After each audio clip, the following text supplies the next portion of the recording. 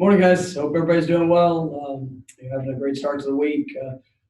Today, pretty solid Tuesday practice, just continuing to emphasize the little things and the details to what we need to do to perform it to the best of our ability. Still a lot of things to continue to clean up as we're working through this game week.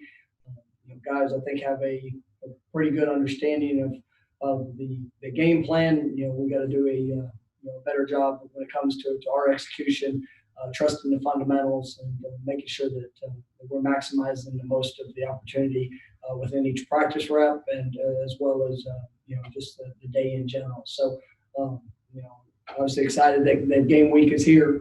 Excited for the opportunity. We need to play a game to get a sense of where we are when it comes to our overall place as a team.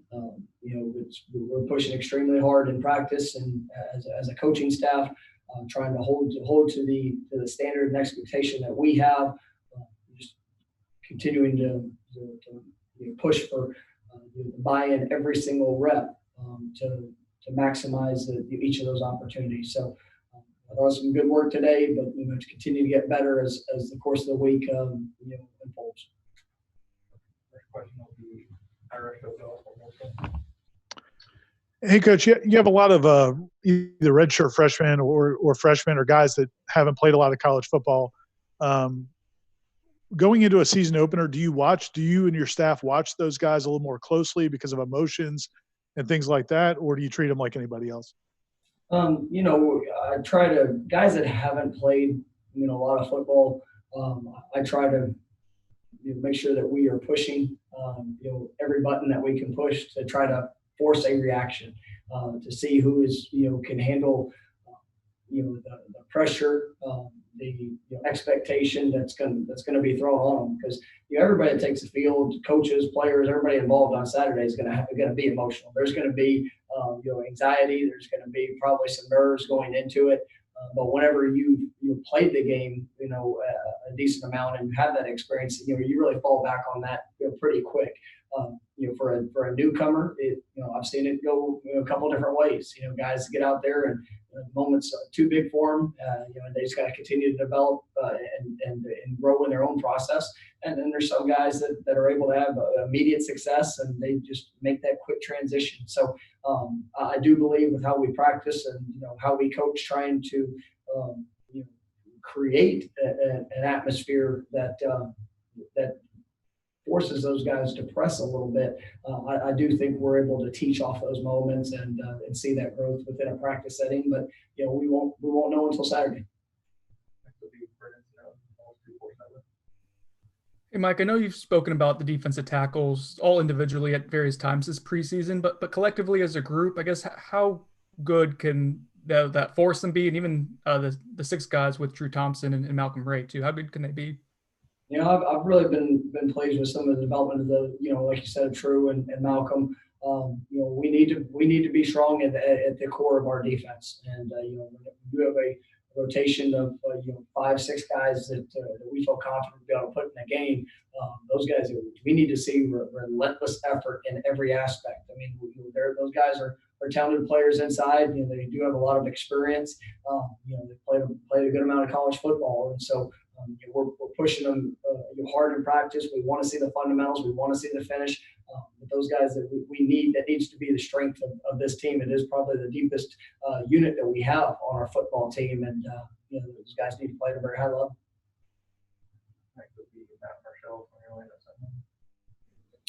Yeah, Mike, when you talked about the emotion and what you and your players might feel on Saturday, have you guys spoken a little bit about how the strangeness of having a smaller capacity crowd and maybe dealing with that and maybe avoiding some sort of maybe early letdown because it's maybe not such a raucous crowd that you're normally used to playing in front of? I mean, it's been mentioned throughout, but I mean it's mentioned every year that I've ever coached, regardless of where it's been. We don't control the things that are outside of the field, whether it's a sellout crowd, whether there's nobody in the stands. Any delays that we might incur like throughout the course of the game. those things are all beyond our control. So, we need to make sure that we focus on our own energy, our own passion, our own technique and fundamentals, and then, play the game to the best of our ability. I talk to a lot to our guys, daily about what we're willing to put on film. That is who we are. Anybody can go and post a highlight of a one rep of one play, but we're looking for a consistent growth and improvement in every aspect of what we do, and it needs to show up in our effort. It needs to show up within our fundamental approach, and then we got to go perform. So,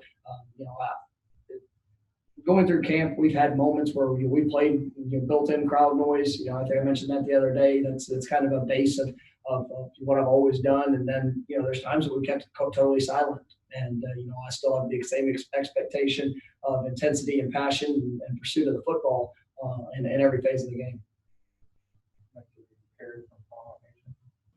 Coach, first, a little disappointed you don't have the suit on today, but something Coach Fuller mentioned yesterday was everybody on that depth chart is expected to see the field at some point. I think it's something you've hammered home, and your offense is built for playmakers and putting players in their best positions. Could you speak a little bit as towards the rotation and personnel that you're going to try to get in the game? Yeah, well, we're going to, just to kind of clarify that, we're going to put every player that earns the right to play through how they practice and the effort that they give, and the performance of what they show. There's guys that step on that field and I don't see a relentless pursuit of the ball, and then there will be changes made, and we'll play as many guys that are going to help us put us in a position to be successful. It's offense, defense, special teams. I sure hope that that we have that type of buy-in from the culture that we're working to build and establish, that guys that are maybe a little bit into depth on offense and defense can forge themselves a role on special teams. But this is not a charity group. We're not looking to see if we can make everybody happy by playing in the game. If you're on the right to play, you're going to play. And then once you step on the field, you have a standard which you need to live up to. And that's something that this will be our first game of as a program. This will be our first game with this coaching staff, and the expectation that we're pushing for. So, that's going to be something that's evaluated extremely hard throughout the course of the game, but even after the game, because that's. I hope that we're able to play a lot of people, but we've got to finish up with a great week of practice, and then the guys got to be able to perform on game day.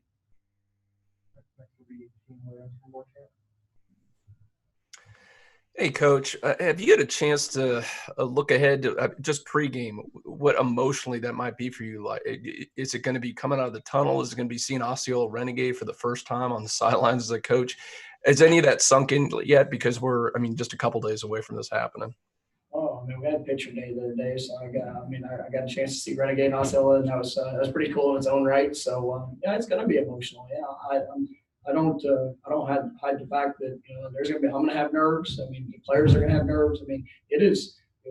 We are at one of the most iconic programs in all of college football, and to be able to run out of that tunnel, understanding the standard that has been set throughout the course of our program's history and the expectations. That's something that we embrace. I talk about respect a lot within our program. It's one of the core values of what we want to do. We have an obligation to respect all that has come before us, the standard of play, the mentality, in every aspect of what we're doing. And so when we run out of that tunnel, we're saying yes to that standard. We're saying yes to what we're trying to go and accomplish. And that's we continue to challenge the team. Go out there and be your best.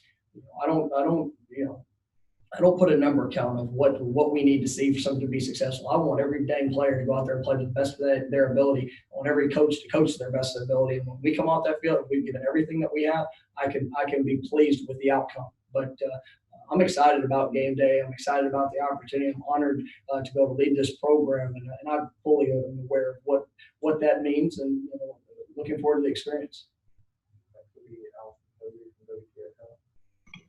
I was actually going to ask the same question, but I guess kind of going along with that, on game day, is there anything that you do to kind of center yourself, or things you've done in the past, or maybe something that you might do a little differently this year? It's all about preparation. Everything that we do is building for kickoff. One of the things, I've got kind of something I've done in the last few years since I've been a head coach is I like to run through scenarios. And so kind of got a book that's made up of a bunch of different scenarios that have happened within college football this year, last year, 5 years in the past. And you like getting an opportunity to kind of go relive those scenarios of what we do in situations, kind of reviewing, call sheets, thoughts, things that we've talked about, because, I've got to prepare just like the players have to prepare. And, there are emotions. It's going to be exciting, but you can't allow the emotion to affect the decision of what we're there to do. And so, I'm kind of like them. I try to do everything. I've got a routine of what I like to do and preparing my mind, and then it's just about being able to go and apply it throughout the course of the game. How much scripting do you do offensively going into a game, and how much input does a quarterback have in terms of like what he likes in the package that week? A lot and a good amount.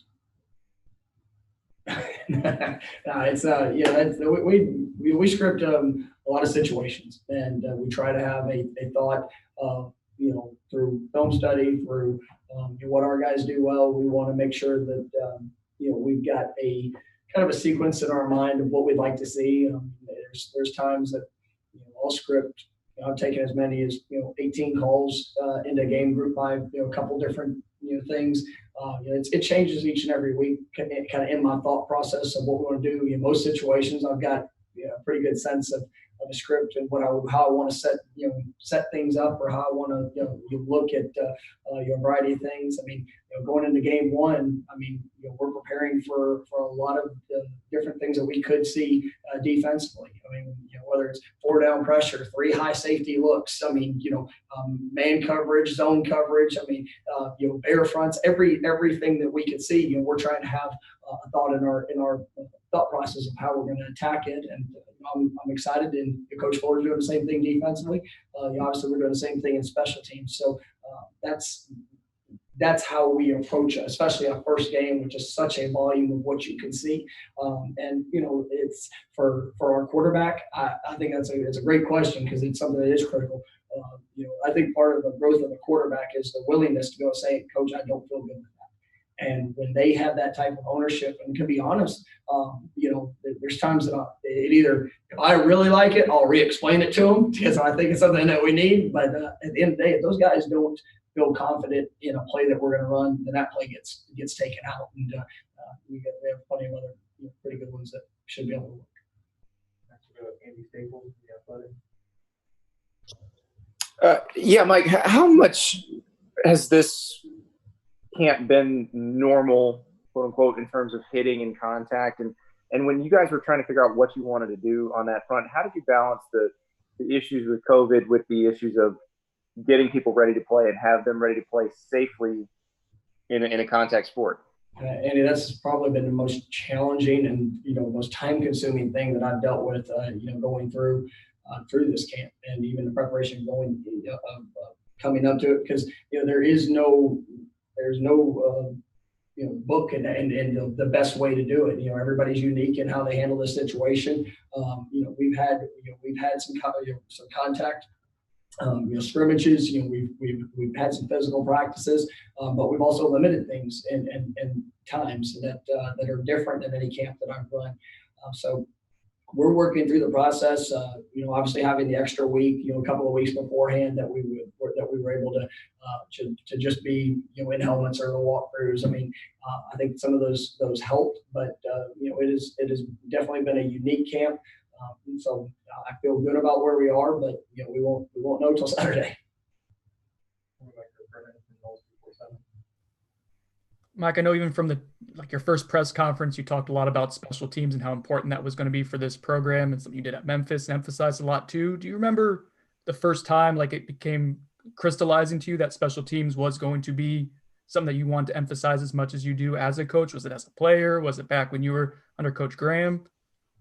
I think it's a little bit of all. I mean, anybody that's a fan of football understands the importance of, and really, the swings that can happen throughout the course of a game. And special teams, I do believe, is one of the most overlooked areas in the course of a game.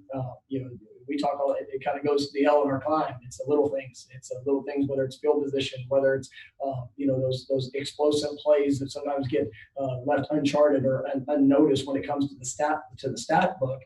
But we know that those are all critical moments that help maybe flip the course of a game. And so I've always believed in it. I think it's something that is critical for our success. And like I said at the beginning, I think that is the true backbone of our program is that we want to be great in special teams. If we can get buy-in from both sides of the ball, from every player, helping try to tie in the impact that they make on special teams to what they do offensively and defensively. I mean, that's what I think will help put our program in the best position to achieve success. Last one, I'll go to you from Warchant. Hey, Coach, when we spoke to, Kenny the other day, he mentioned that your relationship with him in the box, you in the field, he said, quote unquote, is super unique and that you guys are always on the same page. Can you tell us a little bit what makes that relationship so unique in the flow of the game and kind of an example? How does it play out when you make a play call? How are you guys working together to come up with that? Well, I mean, Kenny's remarkable and his understanding and approach to the game, knowing this offense. He's been in it as long as anybody.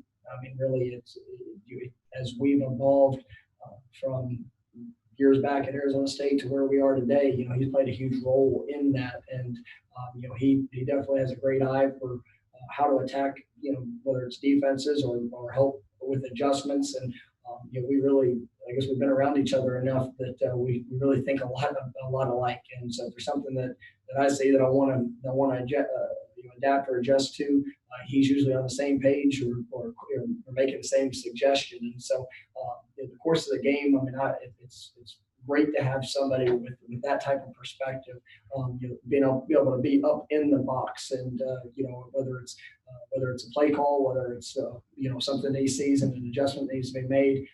To have that type of trust is something that I don't take for granted, and you're definitely very fortunate to have here with such a great coach. All right, Thank you, guys.